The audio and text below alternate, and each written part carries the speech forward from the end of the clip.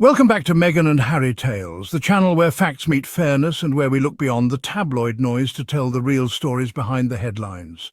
I'm your host, Adrian, and today we're diving into the latest media frenzy surrounding Prince Harry's recent speech at the Envision 2025 conference in Shanghai, China.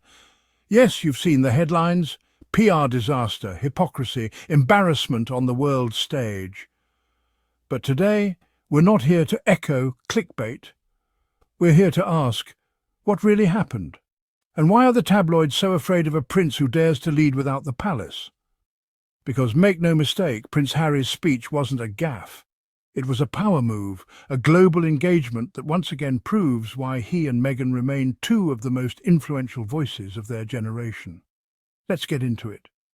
Let's start with the facts. At the Envision 2025 conference in Shanghai, Prince Harry addressed a gathering of global tourism leaders, environmental advocates, and policymakers to champion eco-conscious travel in a world recovering from the pandemic. He spoke about sustainable tourism, the urgent need for climate responsibility, and the role of public figures in shaping the future of travel.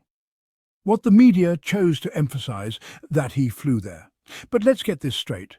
Prince Harry didn't go to China to tell people not to travel. He went to inspire them to travel better. And it's not like he hopped on a Gulf Stream for a vacation in the Maldives. He went to speak to an international body of change makers. If climate advocacy only counted when done by those who walk barefoot everywhere and sleep in tents, we wouldn't have any movement at all. Sustainable leadership isn't about perfection, it's about influence. And influence is what Harry has, whether his critics like it or not.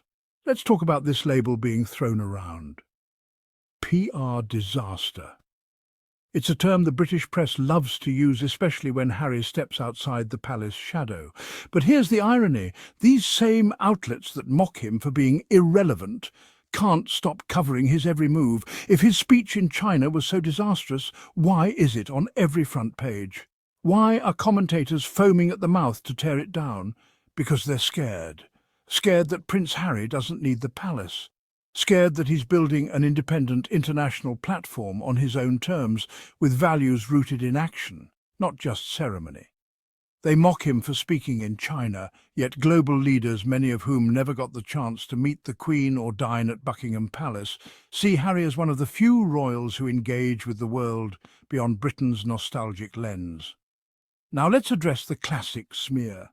He flew to talk about climate. Hypocrite. This line has been used so often it's become a meme, but it misses the point entirely. Let's talk nuance. Flying is part of global diplomacy. It's part of international leadership.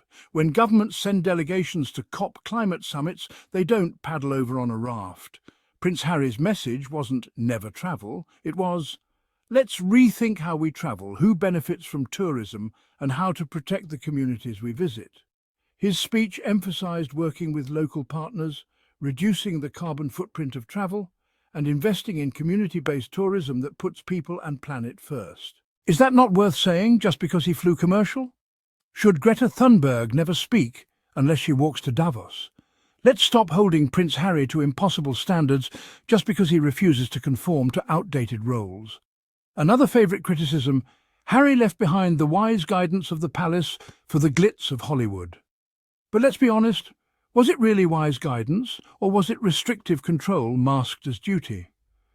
Let's remember, this is the same institution that told a pregnant woman to soldier on through racism and tabloid abuse, the same system that silenced Harry for decades about mental health and trauma from his mother's death. What he's gained in Hollywood freedom, creativity, autonomy isn't shallow, it's empowering. It's allowed him and Meghan to launch the Archwell Foundation, produce award-winning documentaries on social justice, and advocate for mental health on a global stage. Critics say he lost his way when he left the palace. We say he found his voice. Ah yes, the infamous Oprah interview, the so-called betrayal that the British press claims forever severed Harry's bond with his family. Let's take a breath. Harry and Meghan told their truth in a calm, dignified way. They revealed racism, neglect, and emotional hardship. They weren't spiteful, they were honest, and honesty is painful for institutions built on silence. If speaking out against injustice is betrayal, Then what does that say about the values of those doing the silencing? Let's be clear. The public didn't turn on Harry because he spoke to Oprah. The media told the public to turn on him. Headlines framed them as traitors, while ignoring the substance of their claims later corroborated by Meghan's court victories and official reports on tabloid overreach. The truth always sounds scandalous when it's been suppressed. Prince Harry's memoir, Spare, was more than a tell, it was a reckoning. A deeply human account of loss, mental health, and the burden of expectation. Yes, he spoke about fights with William. Yes, he shared personal anecdotes. But what's the alternative? Pretending all is perfect? Suppressing trauma to maintain a false image? The same media calling Harry petty for sharing his story spent years publishing leaks, gossip, and outright lies about him and Meghan. Spare gave Harry the chance to speak in his own voice for the first time. It was raw, real, and uncomfortable. But that discomfort is what makes it powerful. And the Netflix series? It gave us context. It allowed Harry and Meghan to narrate their story in their own words, not through the distortions of the Daily Mail. It wasn't about profit, it was about truth. Now let's talk about the narrative that keeps getting weaponized against Harry. The idea that he somehow disrespected or abandoned his grandparents, Queen Elizabeth II and Prince Philip, in their final years. Let's not forget, Harry was there when it mattered. He flew back during Prince Philip's funeral. He travelled to see the Queen despite intense scrutiny and media harassment. He made every effort to keep communication open, even when private conversations were leaked to the press. But the public doesn't hear about those quiet moments of respect. They hear the tabloid spin, that Harry attacked the monarchy while the Queen was frail, or that his actions deeply hurt Prince Philip. What's conveniently forgotten is that Harry has always spoken highly of his grandparents. He admired the Queen's sense of duty, and in nearly every public comment, even during the Oprah interview, he distinguished his issues with the institution from his love for the individuals within it. The real betrayal wasn't Harry speaking his truth, it was the royal system that allowed the press to hound Meghan while saying nothing to defend her. A family that claims to value loyalty showed very little when Meghan was at her most vulnerable. Harry didn't betray his grandparents. He honoured their legacy by trying to build something better for his children and for the world. Harry's recent legal battle over his right to UK security has been painted as petty. He wants taxpayer-funded bodyguards, they sneer. He's just bitter. But here's the truth. This wasn't about vanity or privilege. It was about safety. Harry has received credible threats. Extremists have targeted him and Meghan. His family, especially his wife and children, live under constant risk. The lawsuit was about whether a former working royal who served 2 tours in Afghanistan and remained a high-profile global figure should retain security protections when visiting his home country. And let's not ignore the heart of it. The court defeat didn't just deny his request, it publicly exposed that even the safety of his young family was being politicized.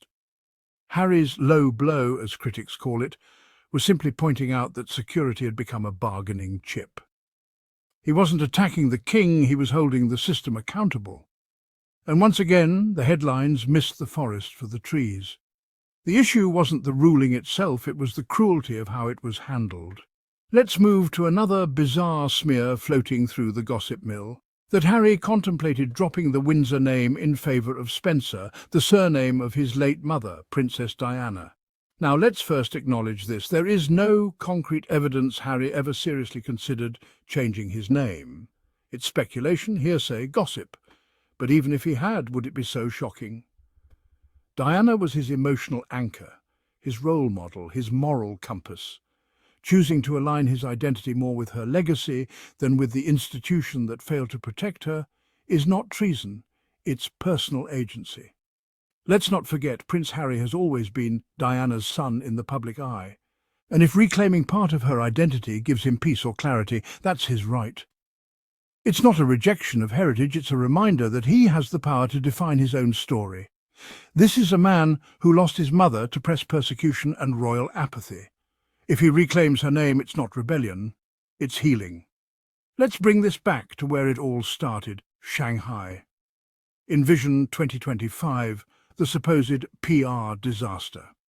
Critics say Harry shouldn't be lecturing on the environment while flying across the world. But let's put this in context.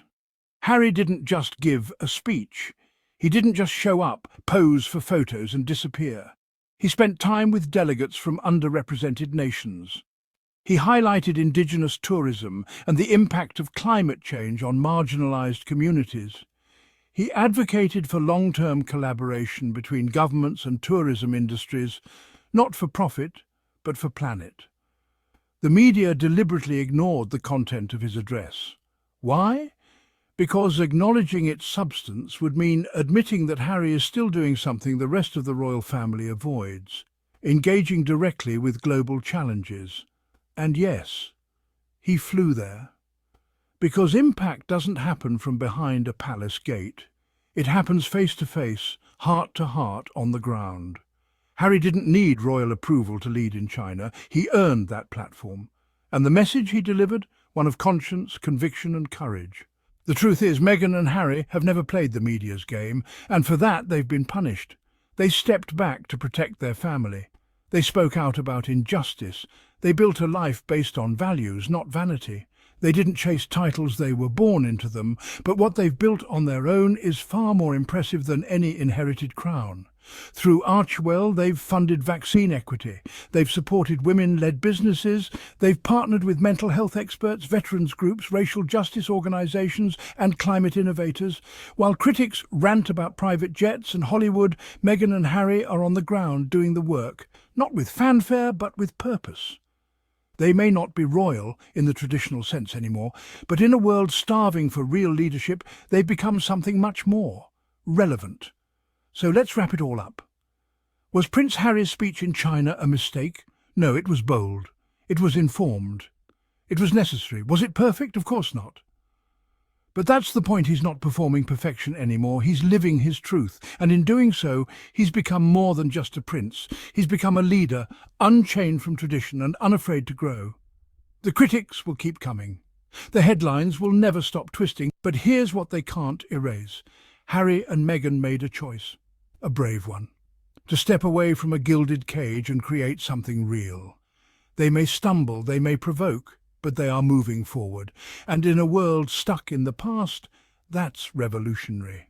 So, the next time you hear the press sneer about a PR disaster, remember? They said the same thing when Diana walked through landmine fields or when Meghan hugged survivors of Grenfell. Sometimes leadership looks like breaking the mould. And that's exactly what they're doing. Thanks for watching Meghan and Harry Tales. I'm Adrian, reminding you that behind every headline is a deeper truth, one worth listening to. If you found this video helpful, don't forget to like, subscribe and share. Let's keep this conversation honest, respectful and forward-looking.